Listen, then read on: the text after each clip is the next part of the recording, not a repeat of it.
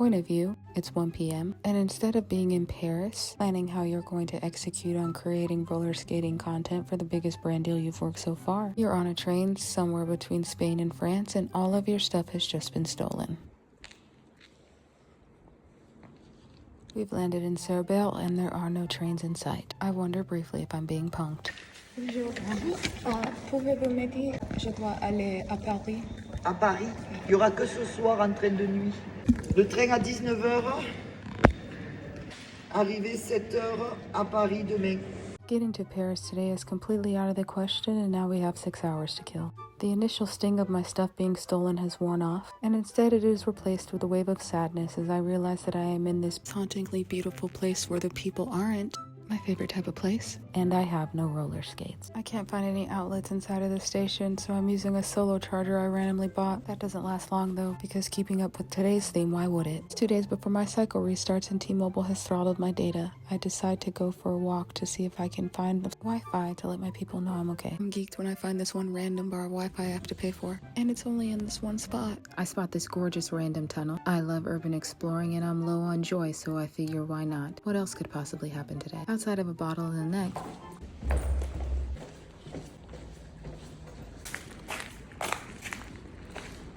As if it couldn't get more main character in my simulation, I visit this boîte de livres and grab some food. I can feel that the child in me wants to throw a tantrum about what has happened, but my more evolved side has just realized that I proudly haven't spoken English since I got here, and there are way worse places to be stranded than a beach commune in France on a summer day where people smile kindly and are patient with your attempts at their language, which is wild when you think about it, because there's places back home in Tennessee I won't go alone, and I finally understand why it's a 12-hour train ride. Fun fact, even though they look like beds, they are still very much seats, which means that they are assigned. Do not be like me and just cop a spot. This will result in you being startled awake by an angry German at 10 p.m.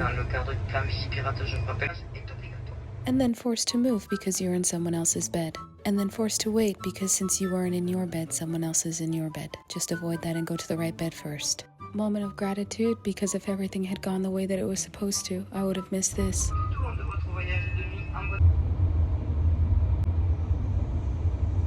Bonjour, vie noire à Paris. Okay. Allons-y. Of course it's cold. I'm fueled solely by thoughts of capitalism at this point, and the absolute determination to make the best out of this trip. This robbery, this assault on my house can't be for naught. My first glimpse of Paris, and she's everything that I ever wanted. I asked the girlies on Reddit where I can pick up some quick toiletries. They point me in the direction of Monoprix and the universe delivered. But first we need a pep talk. Hello friends, we have made it to Paris. We have arrived. This is the fit for today. If it looks like the same fit from yesterday, that's because it is. Skirt is from Shein. Shirt is from H&M. My jewelry is from Barzell, which is really cool because it's the only jewelry that I own now. A pro tip for the girlies: you go on a trip, don't pack only all of your favorite shit, because if you were to lose it, then you know, don't do that. Don't do that. We don't really feel our best self right now because we don't have clothes or toiletries or anything like that. So first things first, let's get some food in our belly so that we can be thinking clearly. And then we're gonna go and find some basics. This is what we're gonna be spending our time in Paris doing, is finding the basics of human survival. We need to feel like our best self in order to make the things happen that need to happen.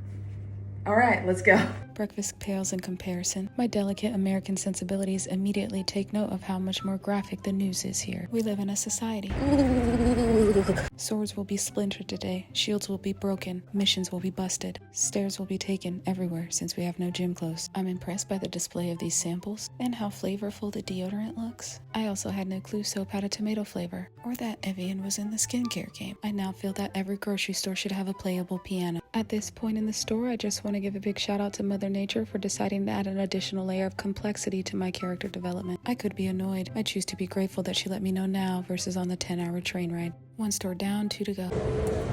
You can tell I don't get out much because this interactive map felt like a love language to me. It's giving cozy in the Hamptons. It's giving totally working on my portfolio, but not in a stuffy way, but in a spontaneous Coca-Cola manic pixie kind of way. It's giving Beth Harmon, but not like in an alcoholic kind of way, but in like a let's play chess in the park kind of way. Last problem to solve, we can't film roller skate content for this brand without roller skate. 3 skate store visits later and we end up here at Decathlon, which is the most chaotic store I've ever been in.